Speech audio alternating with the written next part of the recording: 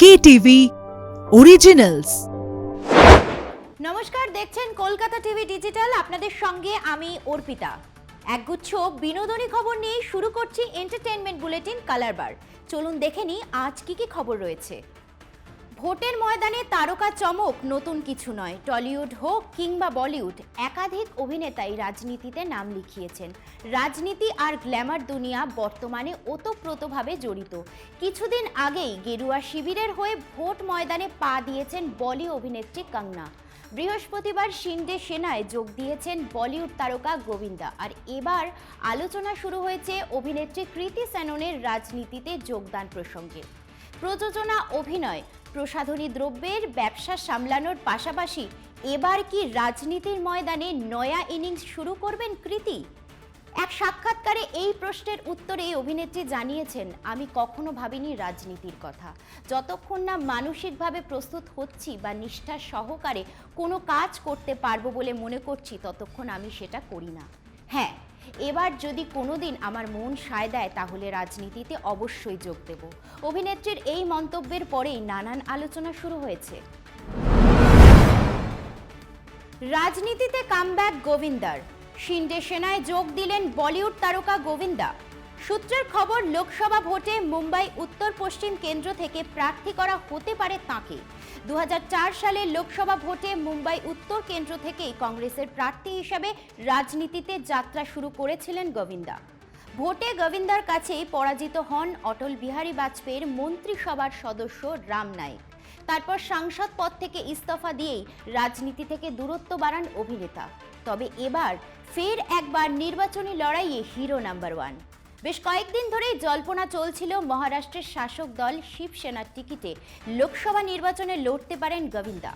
এদিন সব জল্পনা সত্যি করেই বৃহস্পতিবারই বালাসাহেব ভবনে এক অনুষ্ঠানে মহারাষ্ট্রের মুখ্যমন্ত্রী একনাথ শিন্ডের হাত ধরেই শিবসেনা পার্টিতে যোগ দিলেন গোবিন্দা। আলিয়া রণবীরের কন্যা রাহাই এবার হতে পারে বলিপাড়ার সবথেকে ধনী স্টার কিড। মুম্বাইয়ের বান্দ্রায় তৈরি হচ্ছে রণবীর আলিয়ার নতুন বাড়ি। বিটাউন সূত্রের খবর, কাপুর দম্পতির এই বাড়ি তৈরি করতে খরচ হচ্ছে 250 কোটি টাকা। রিপোর্ট অনুযায়ী আর্থিক মূল্যের দিক থেকে কিং খানের মান্নাত, অমিতাভ বচ্চনের জলসাকেও হার মানাবে রণবীর আলিয়ার নতুন এই বাংলো বাড়ি। সমস্ত কাজ শেষ হলে রণবীর আলিয়া তাদের এই বাংলো মেয়ে রাহাকে উপহার হিসাবে দেবেন বলেই জানা যাচ্ছে। রাহা কাপুরের নামেই বাংলোর নামকরণ করা হবে, অর্থাৎ ছোট্ট রাহাই তখন হয়ে উঠবে বলিউডের কনিষ্ঠতম এবং ধনী স্টার কিড। আগেও একাধিকবার নানান বিষয়ে সমালোচনার মুখে পড়েছেন টলিপাড়ার তারকা জুটি যশ নুসরাত। আর এবার আবারও ইফতার পার্টিতে গিয়ে সমালোচিত হলেন তারা। বৃহস্পতিবার শহরের এক বিলাসবহুল হোটেলে ইফতার পার্টিতে গিয়েছিলেন যশ নুসরাত। পবিত্র রমজানে ইফতার করার ছবি সোশ্যাল মিডিয়ায় শেয়ার করেছেন তারা। তারকা জুটিকে পবিত্র রমজানের শুভেচ্ছা জানিয়েছেন অনুরাগীরা। তবে নেটপাড়ার একাংশ আবার অভিনেতাকে কটাক্ষ করে প্রশ্ন ছুঁড়েছেন, দাদা তুমি কি মুসলিম? কারোর প্রশ্ন, রোজা রেখেছেন? যদিও এসব প্রশ্নের কোনো জবাব দেননি তারা।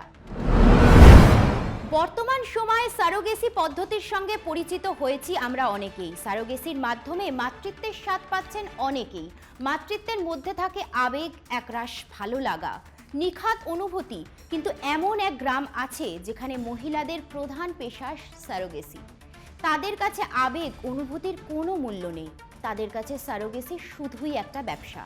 এমনই এক গল্প বলতে আসছে সিদ্ধার্থ ও গরিমা পরিচালিত নতুন বলি ছবি দোকান। ছবিতে গুরুত্বপূর্ণ ভূমিকায় দেখা যাবে অভিনেতা সোহম মজুমদার ও মোনালি ঠাকুরকে। এই ছবির গল্প এমন এক গ্রামকে নিয়ে যেখানে একজন সারোগেট মায়ের আবেগ, তাকে পরিচয় দেওয়া, এই সমস্ত বিষয়কেই তুলে ধরা হবে। সন্তান জন্ম দেওয়ার পরে সারোগেট মাকে বাবা মার কাছে ফিরিয়ে দিতে হয় সন্তানকে, বিনিময়ে সে পায় মোটা অঙ্কের টাকা। কিন্তু যদি তা না হয়, যদি সারোগেট মা নিজেই সে সন্তানের আবেগে জড়িয়ে পড়ে, তাহলে কি হবে? উত্তর পাওয়া যাবে আগামী 5ই এপ্রিল। এই দিনই বড় পর্দায় মুক্তি পাবে দোকান। আজকের কালার বার এই পর্যন্তই। দেখা হচ্ছে পরবর্তী এপিসোডে। আমাদের এই স্পেশাল বুলেটিন কেমন লাগছে কমেন্ট করে জানান আমাদের ফেসবুক পেজে, ইনস্টাগ্রামে, ইউটিউবে এবং এক্স হ্যান্ডেলে। এছাড়াও ফলো করতে ভুলবেন না আমাদের ওয়েবসাইট কলকাতা টিভি অনলাইন। অন্যান্য খবরের জন্য চোখ রাখুন কলকাতা টিভি, রাত দিন 7 দিন।